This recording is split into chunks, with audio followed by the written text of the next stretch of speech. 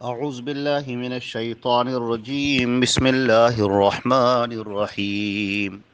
وما نرسل المرسلين إلا مبشرين ومنذرين ويجادل الذين كفروا بالباطل ليدحضوا به الحق واتخذوا آياتي وما أنذروا هزوا. یہ سورہ کہف کی آیت نمبر 56 ہے، 56، اور ترجمہ اس کا یہ ہے: اور ہم رسولوں کو نہیں بھیجتے مگر خوشخبری دینے والے اور ڈرانے والے، اور وہ لوگ جنہوں نے کفر کیا باطل کو لے کر جھگڑا کرتے ہیں تاکہ اس کے ساتھ حق کو پھسلا دے، اور انہوں نے میری آیات کو اور ان چیزوں کو جن سے انہیں ڈرایا گیا مذاق بنا لیا ہے۔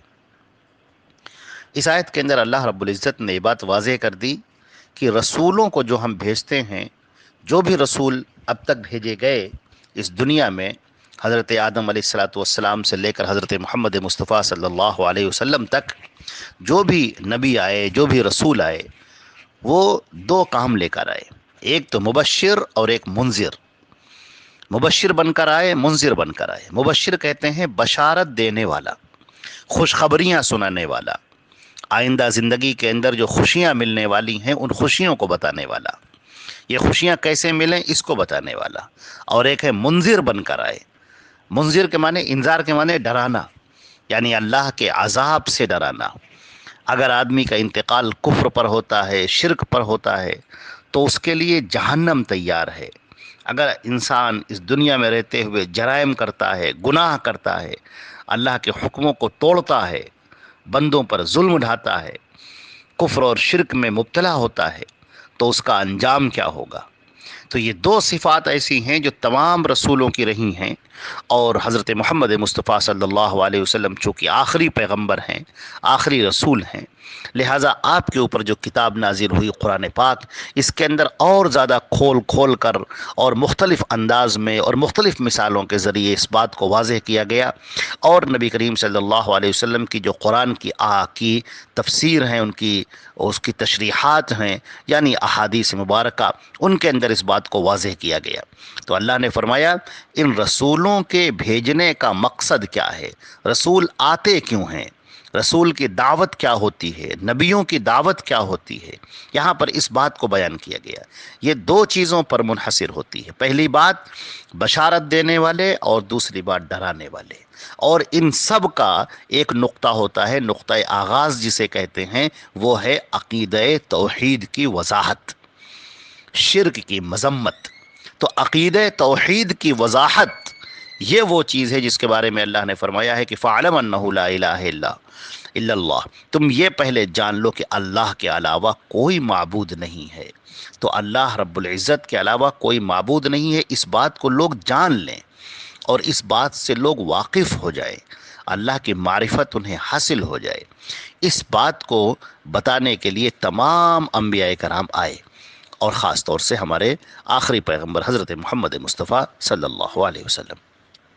آپ بشارت دینے والے ہیں، آپ یہ بتانے والے ہیں کہ اگر آدمی عقید توحید پر رہتا ہے، اللہ کی فرما برداری کرتا ہے، اس کے رسول کی فرما برداری کرتا ہے، تو اس کے لیے بشارتیں ہیں، اس کے لیے خوشخبریاں ہیں، اس کے لیے اللہ کی جنت ہے، اس کے لیے اللہ کا انعام ہے، اکرام ہے، اللہ رب العزت کی مہمان نوازی ہے، اور جنت کے اندر اسے وہ ملے گا جو وہ چاہے گا، اس کی تمام خواہشات کی، تمام آرزوؤں کی وہاں پر تکمیل ہوگی۔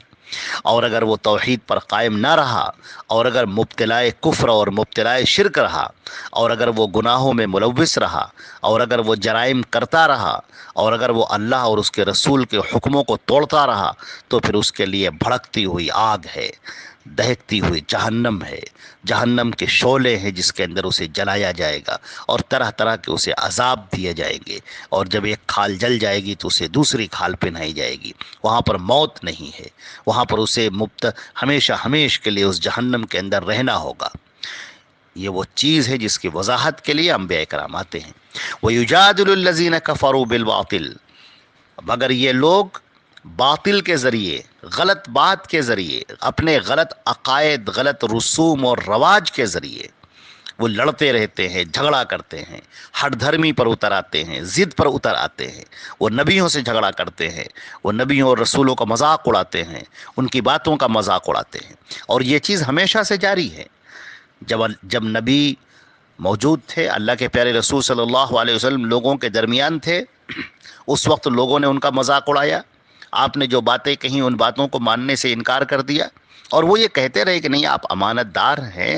ہم آپ کو جھوٹا نہیں کہتے، آپ سچے ہیں، آپ بہت شریف انسان ہیں، آپ بہت نیک ہیں، وہ سب مانتے ہیں، لیکن آپ کو رسول نہیں مانتے ہیں، اور آپ کا وہ مذاق اڑاتے رہے،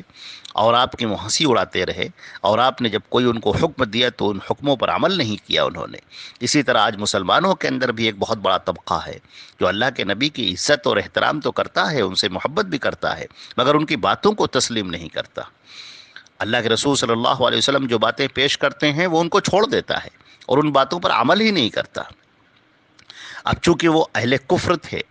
لہٰذا وہ اللہ کے رسول کا مذاق بھی اڑاتے تھے، لہذا یہاں پر ہمارے مسلمانوں کی الحمدللہ ایسے تو نہیں ہے کہ وہ مذاق اڑائیں، لیکن بہت سارے ایسے کم فہم لوگ ہیں جو حدیثوں کا مذاق اڑاتے ہیں، اللہ کے نبی صلی اللہ علیہ وسلم کی باتوں کا مذاق اڑاتے ہیں۔ بہت سارے لوگ جب ان کے سامنے حدیثیں پیش کی جاتی ہیں تو وہ اس کو ہنسی میں ٹال دیتے ہیں اور اس کا مذاق اڑاتے ہوئے نکل جاتے ہیں۔ تو یہ بات انتہائی غلط ہے۔ رسول کی بات، نبی کریم صلی اللہ علیہ وسلم کی بات اور اس کا مذاق اڑانا، اس کا استہزاء کرنا، اس کو پس پشت ڈال دینا، اس کو نہ ماننا، یہ سب طریقہ کفر ہے۔ یہاں پر فرمایا گیا وَيُجَادِلُ الَّذِينَ كَفَرُوا، اور وہ لوگ جو کافر ہیں، جو راہ کفر اختیار کیے ہوئے ہیں، وہ جھگڑا کرتے ہیں۔ یہاں پر یجادلو کے لفظ ہیں، جھگڑا کرنے والے، اور بالباطل، باطل چیزوں کے ذریعے سے جھگڑا کرتے ہیں، یعنی ان کے پاس اصل ہے نہیں، ان کے پاس نہ اللہ کا کلام ہے، نہ محمد مصطفیٰ کا فرمان ہے، وہ حدیث اور قرآن کے ذریعے سے وہ باتیں نہیں کرتے ہیں بلکہ جھگڑا کرتے ہیں غلط باتوں کو لے کر، بے بنیاد باتوں کو لے کر، بے سند باتوں کو لے کر، صرف اپنے رسوم و رواج اور اپنے غلط بد عقیدگی کی وجہ سے وہ جھگڑا کرتے ہیں۔ لیدحضوا بہ الحق، وہ چاہتے ہیں کہ حق کو دبا دیں، حق کو الگ کر دیں، حق کو دبا دیں، حق کی آواز کو دبا دیں، اور ان کا معاملہ یہ ہے کہ وَاتَّخَذُوا آیَاتِي وَمَا أُنذِرُوا هُزُوًا، اور وہ میری آیات کو اور جو بھی ان کو ڈرایا جا رہا ہے اس کا مذاق اڑاتے ہیں۔ یہ کفار مکہ کا معاملہ یہ تھا، اور تمام کفار اور مشرکین کا معاملہ یہ ہے کہ وہ جنت کا مذاق اڑاتے ہیں، دوزخ کا مذاق اڑاتے ہیں، فرشتوں کا مذاق اڑاتے ہیں، اللہ کا مذاق اڑاتے ہیں، اس کے رسول کا مذاق اڑاتے ہیں۔ جب ان کو بتایا جاتا ہے کہ جہنم کی آگ ہوگی جس میں تم جلو گے، تمہیں سزا دی جائے گی، تو اس کا مذاق اڑاتے ہیں۔ تو اللہ نے جو اتارا ہے اپنے رسول پر، اور اس کے رسول جو تشریحات کر رہے ہیں، جو بتا رہے ہیں، وہ ان کا مذاق اڑاتے ہیں، وہ ان کی ہنسی اڑاتے ہیں۔ اب یہ ہنسی اڑانا ان کا زیادہ دنوں تک قائم نہیں رہے گا۔ جب موت کا فرشتہ آئے گا اور ان کو کھینچ کر لے چلے گا، اس وقت انہیں پتہ چلے گا کہ یہ مذاق اڑانا کس قدر ناروا تھا، اور یہ ان کا ہنسی اڑانا کس قدر بیجا اور غلط تھا، اس وقت انہیں پتہ چلے گا۔ چنانچہ یہاں پر نبیوں کے بارے میں واضح طور پر بتا دیا گیا ہے کہ نبیوں کا کام کیا ہے، دعوت کا کام کیا ہے، اور سید المرسلین حضرت محمد مصطفیٰ صلی اللہ علیہ وسلم کا کام کیا تھا، کہ آپ جو آئے ہیں وہ آئے ہیں مبشر اور منذر بن کر۔ آپ بشارت دیتے ہیں ان لوگوں کو جو آپ پر ایمان لائے، جنت کی بشارت، خوشیوں کی بشارت،